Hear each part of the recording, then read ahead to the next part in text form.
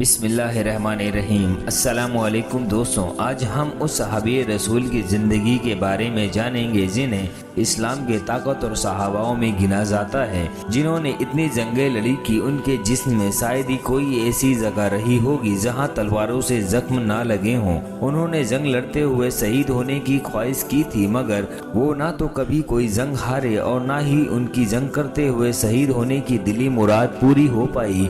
آج ہم انہی صحابی رسول کی زندگی اور وفات تک کے بارے میں جانتے ہیں۔ ان کا جنم 592 عیسوی میں اور وفات 642 عیسوی میں ہوئی تھی۔ ان کے والد کا نام الوالد ابن المغیرہ تھا اور خالد کی ماں کا نام حضرت بی بی لبابہ صغریٰ تھا۔ ان صحابی رسول کا نام حضرت خالد بن ولید رضی اللہ تعالی عنہ ہے۔ یہ خاندان قریش کے ہی بہت ہی نامور لوگوں میں سے تھے۔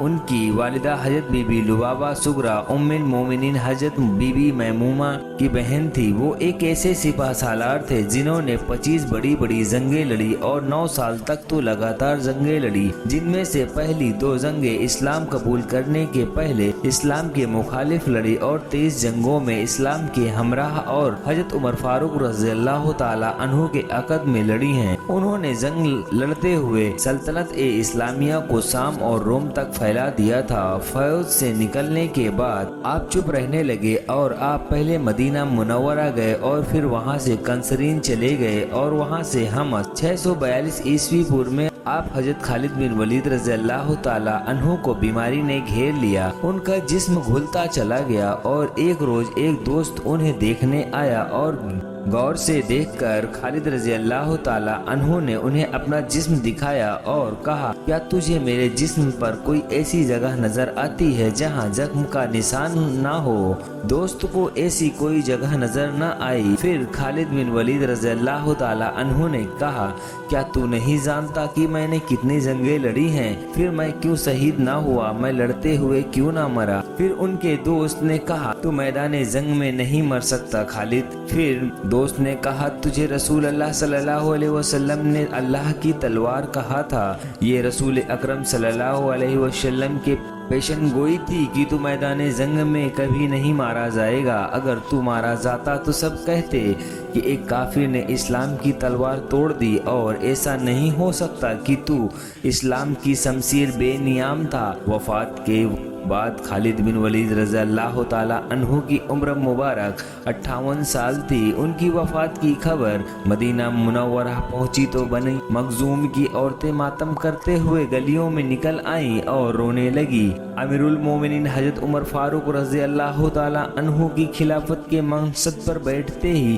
یہ حکم جاری کیا گیا تھا کہ کسی کی وفات پر گریہ جاری نہیں کیا جائے گا۔ ان کی اس حکم پر سختی سے عمل ہوتا رہا تھا، مگر خالد بن ولید رضی اللہ تعالی عنہ کی وفات پر عورتیں گھر سے باہر نکل آئی اور ماتم کرنے لگی۔ حضرت عمر فاروق رضی اللہ تعالی عنہ نے اپنے گھر میں بیٹھے تو آوازیں سنی اور وہ غصے سے اٹھے اور دیوار سے لٹکتا درہ اٹھایا اور لے کر تیزی سے باہر نکلے، لیکن دروازے پر رک گئے۔ کچھ دیر سوچ کر پھر واپس آ گئے اور درہ وہیں لٹکا دیا جہاں سے اٹھایا گیا تھا۔ بنی مخزوم کی عورتوں کو رونے کی اجازت ہے۔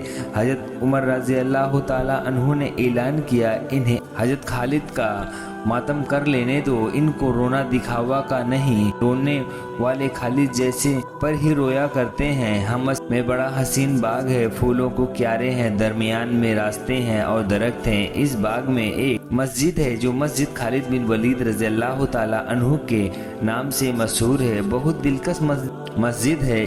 اسی مسجد کے ایک کونے میں حضرت خالد بن ولید رضی اللہ تعالی عنہ کی قبر مبارک ہے۔